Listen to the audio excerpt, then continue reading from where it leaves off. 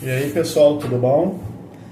Vim trazer um livro aqui para a gente discutir as veias abertas da América Latina, né? É um livraço, cara, eu adorei. Mas vamos falar um pouquinho sobre ele, né? Esse livro aqui foi escrito por jornalista Eduardo Galeano, um jornalista uruguaio, né? E que no tempo da ditadura ele acabou se exilando ali na Espanha, né? Ele tem uma tradição política da esquerda, é óbvio, né? Mas ele escreveu um livro que, na minha opinião, bastante é um livro de economia política, né, com muitas informações aqui, dados estatísticos. Então, além da questão aí esquerda, direita, né, pessoal, muitas vezes as pessoas não leem o livro porque se intitulam de direita e o livro é cartilha da esquerda. Independente dessa questão, eu acho que esse livro deve ser lido por todos. Porque para mim ele mostrou como a gente ignora a nossa América, né? Nossa América Latina. Muitas das informações que estão aqui eu não tinha realmente informação, né? Que tudo passou a América. Ele é um livro que tem 68 tópicos, né? Então ele vai falar desde Potosí, o ciclo da prata que aconteceu na cidade boliviana de Potosí, né? Ele traz exemplos até os dias até a questão da ditadura militar, né? E a influência americana aqui na época, na década de 70. Lembrando, esse livro foi escrito, ele foi publicado em 70, né? E em 77 o Galeano inseriu mais um bom trecho ali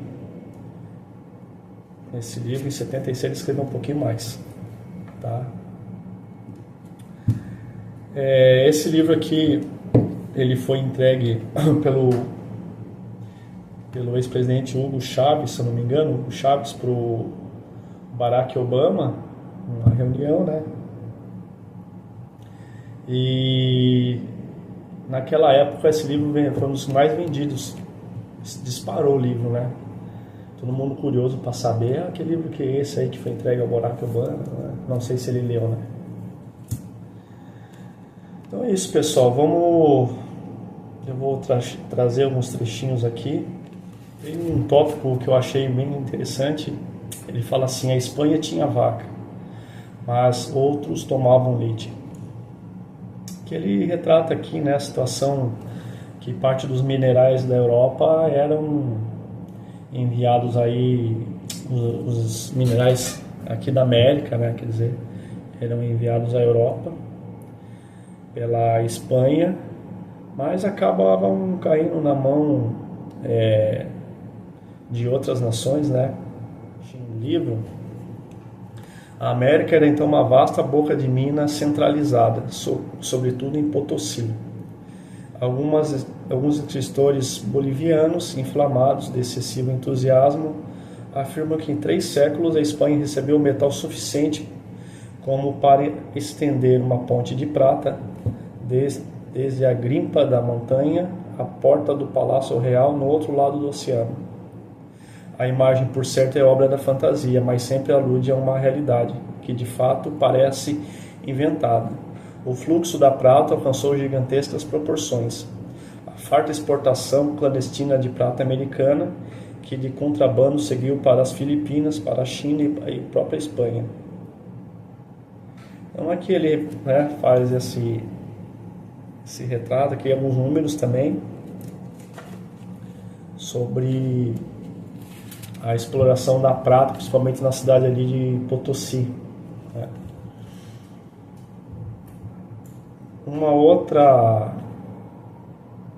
Outro caso que eu achei legal aqui, um outro ponto que eu achei interessante aqui, que ele fala sobre o problema, né, do produto único, da commodity. Hoje a gente fala de commodity, mas da monocultura, né?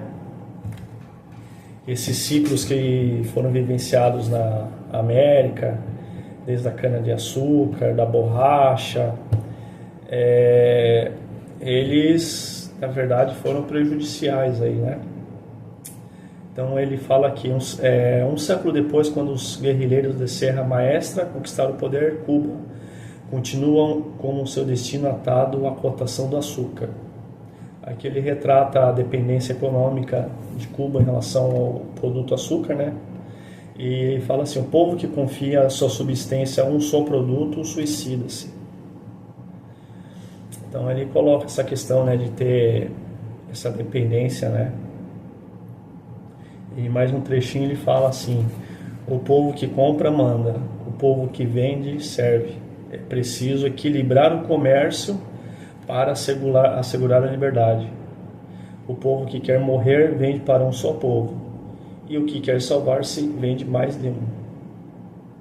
Esse é um trecho de uma conferência na OEA em 61, em Punta del Oeste. Então aqui ele retrata, né, essa dependência. Ele vai falar também da questão do petróleo. Os preços, né, eram, de acordo com o livro aqui, eram irrisórios. E muitas vezes esse petróleo, por exemplo, da Venezuela, era exportado para ser refinado, né? Se vendia matéria-prima, e o refino era feito pelas grandes corporações americanas. Então ele aborda esse aspecto das monoculturas, né? Um outro ponto que ele fala, que ele compara, né, ele compara o sistema de como que a América ela foi colonizada, a América do Sul principalmente, né, o Brasil, e as 13 colônias da América, né? O projeto era totalmente diferente, né? Como a gente aprende na escola. Tem um trechinho bem interessante aqui. Quando declarou sua independência, a população norte-americana equivalia em quantidade à do Brasil. A metrópole portuguesa, tão subdesenvolvido quanto a espanhola, exportava seu subdesenvolvimento para a colônia. A economia brasileira foi instrumentalizada em proveito da Inglaterra para abastecer suas necessidades de ouro ao longo de todo o século XVIII. A estrutura de classes da colônia refletia essa função provedora. Diferentemente dos Estados Unidos, a classe dominante no Brasil não era formada pelos granjeiros, fabricantes, empreendedores e comerciantes internos. Os principais intérpretes dos ideais das classes dominantes nos dois países, Alexander Hamilton e o Visconde de Caiuru, expressam claramente a distinção entre uma e outra. Ambos tinham sido discípulos de Adam Smith na Inglaterra. No entanto, enquanto Hamilton se transformara num paladino da industrialização e promoveu o estímulo e a proteção do Estado à manufatura nacional, Caiuru acreditava na mão invisível que atua na magia do liberalismo. Deixar e fazer, deixar e passar, deixar e vender. Então, ele fala sobre toda essa questão dessa visão, né, das colônias americanas em industrializar seu país e vender seus produtos, né, suas manufaturas aí. E enquanto o Brasil, a gente sabe, em 1811 ali, quando Dom João esteve no Brasil, ele impediu essa comercialização, né? Na verdade, a gente tinha que vender manufatura pela Inglaterra, né? Importar seus produtos acabados, né? E essa velha estrutura, ela permanece, né, até hoje. A gente produz aí, produz aí produtos primários e importa produtos acabados aí, né? Um outro trecho do livro que eu acho que merece aqui uma menção é a respeito do Chile, né? Do governo de Salvador Allende em 70, que faz uma constatação, uma denúncia, né? E ele fala bem assim: enquanto escrevo isso em fins de 70, o Galeano, né? Salvador Allende fala da sacada do palácio do governo para uma multidão fervorosa, a não ser que assinou o projeto de reforma constitucional que tornará possível a nacionalização da mineração. Em 69, diz ele, a Anaconda alcançou no Chile lucros de 79 milhões de dólares, que equivale a 80% de suas rendas em todo o mundo. No entanto, acrescenta, a Anaconda tem no Chile menos sexta parte de seus investimentos no exterior. Então ele faz uma denúncia assim, né, que a queda dos governantes na América e a implantação das ditaduras ocorreram em função de interesses econômicos, principalmente, né? Inclusive ele fala que a queda do presidente brasileiro, ele faz uma denúncia em relação à queda de Jânio Quadros, né? Jânio Quadros, vamos dizer assim, ele pediu para sair, né? E de acordo aqui com ele, mas ele não cita, eu não vi onde ele citou, de onde ele tirou essa informação, pediu para sair, né, a exoneração, em função de pressões internas, né,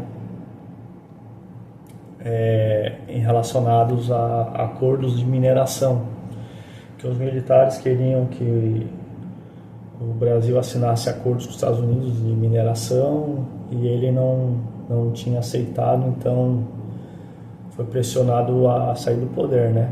Depois aí dele veio o João Goulart, né? Também ele narra aqui alguma coisinha sobre essa época, do João Goulart também, né? E então é isso, pessoal. O livro, ele ele traz aqui tópicos de 1500 até o final da 1970 ali, né? E ele tem aqui no rodapé, ele tem no rodapé aqui as fontes, né? Onde você pode fazer uma pesquisa também. Eu gostei do livro, achei que para mim ele me mostrou quanto eu sou ignorante em relação à América ainda. A gente precisa estudar muito mais, né, para ter um conhecimento um pouco mais aprofundado, né. Essa obra ela não foi feita para economista, né, embora tenha muitas informações aqui. Quem tem um conhecimento de economia, de política econômica, ele sai melhor, tá? Mas qualquer leitor aí pode lê-lo tranquilamente, não é uma leitura difícil, é uma leitura que exige um pouquinho de pesquisa ali, né, pessoal? Às vezes você tem dúvida em relação a uma capital, ele fala sobre a América Central, e eu não sabia nada sobre a América Central, então a necessidade de fazer uma pesquisa rápida ali, né? Você vê, né, na escola a gente passa pela América, um estudo tão superficial, né, na escola, e que a gente não valoriza, né, a própria América. Então vejo a necessidade, depois desse livro aqui, a necessidade aí de aprofundar, né, os estudos sobre a América do Sul, né, e a importância de construir uma identidade, né, dos sul-americanos aí. Mas, pessoal, assim, para terminar, o que o livro deixa assim de mensagem é que a América era e é uma América com muitos recursos naturais, né? Mas que outros interesses, né, das grandes corporações, primeiramente começou com os interesses, né,